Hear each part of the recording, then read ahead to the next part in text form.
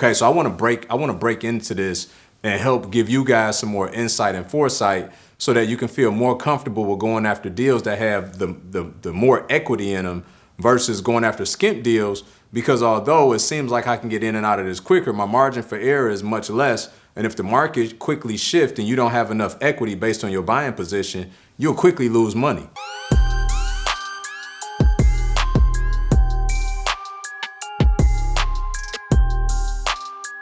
What's up, everybody? Welcome back. We're going to discuss today the difference between, or the benefit, I should say, of buying distressed property versus not so distressed property. Okay, I think it's a big misnomer in our real estate industry today. I think a lot of people believe that I want to get in and out of a rehab quick, which should always be the goal. But the problem is we always have to look at what is our spread or what is our perceived equity. Because in real estate, we got this saying that we make our money when we buy. The sale only consummates how good of a job did we do evaluating the property on the front end.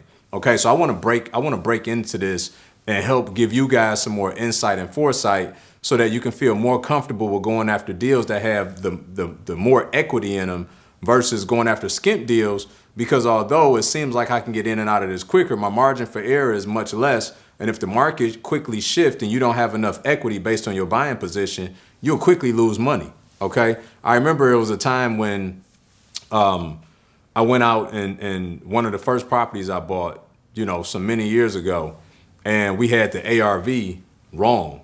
Okay, and in result of that, we went through and we purchased this property. We did a beautiful renovation on it, and at the very end of it, the comps, which are comparable properties similar to the subject property that you're pursuing, okay, which helps you to determine your after repair value, which is synonymous with your projected sales price. So the comps in this particular area on one side of the road were $155,000. On the other side of the road where my property was located, they were only like between $125,000 and $135,000.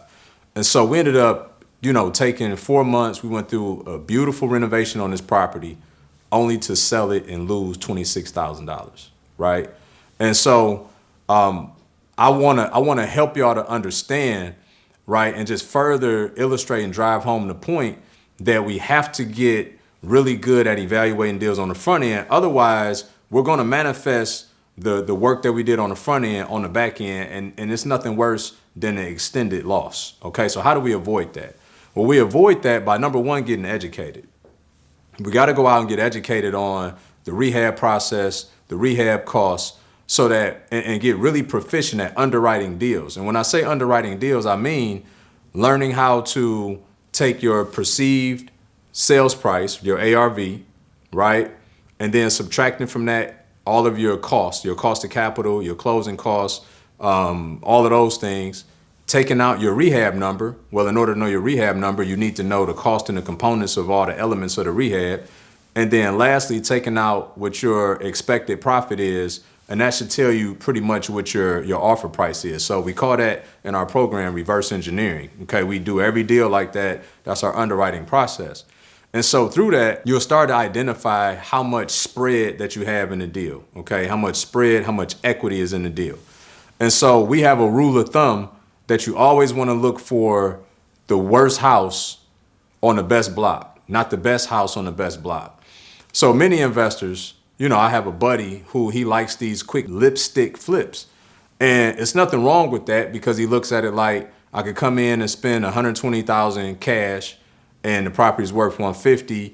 I'm gonna come in, I'm gonna be in here, I'm gonna put he would have bought it for like 110, put like 10, 15 in it. So he's in it for like 120, 125. He sells it for 150 after fees. He nets $15,000 roughly on that property, right? Not a bad strategy. You get in and out, you buy something, you put it back on the market the next month. John is doing good, conceivably.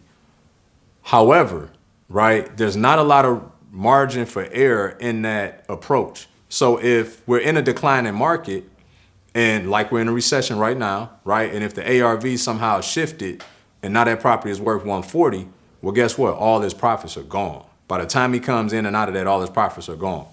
So what we like to do, the reason why we identify the worst house on the best block is because we want the best block because we want a place that's desirable for homeowners to come in and buy, right? That's extremely important. Always thinking with the end in mind, who's going to be your buyer? Is the demand there? You know, am I below median price? Do I have the largest demographic of buyers in my said marketplace? All of these things are things that you need to focus and key in on because they're extremely important. Now, after making sure that we're fitted in the right neighborhood, right? And let's just use John as the example. So we're in the same $150,000 neighborhood. Our approach is slightly different though. We're gonna go in and buy the house for $50,000, okay? Our acquisition price is gonna be $50,000. We're gonna then go and put, say, $40,000 into it, okay? So now our total cost in real estate means purchase price plus rehab. Our total cost is below $100,000. We're at $90,000 all in. Now all of a sudden we go flip this house for $150,000. Okay, we're going to net roughly, 40, 45 grand on this deal. So John went out and he made a quick 15 based on his strategy. May have taken us, 30, 45, 60 days longer.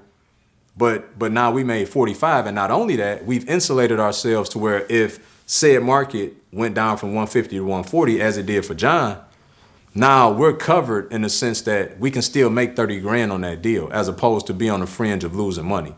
So it's so important that we don't default into strategies based on our lack of knowledge. That's the fastest way to lose money. And for most of you, I know that you're really interested in building long-term wealth, generational wealth, and something that you can replicate long term. And so for those reasons, I encourage everybody, go out and learn how to get proficient at underwriting deals. Learn how to get proficient at analyzing comps. Learn how to go out and get proficient at looking at rehab bids and rehab numbers and learning how to hold contractors accountable to what you know to be true in terms of the rehab, and go out and build the business that you really desire with great margins, right? So that you can do great deals and you're not relegated to doing what you deem to be easier just because of your lack of knowledge. Flip that on its head and go out and put yourself in position and do better quality deals with better margins so you can have a better business long term. If you like this, if you thought this was helpful, all I ask, like, follow, share, and also hit the notification bell so that you're notified as I bring you more content like this.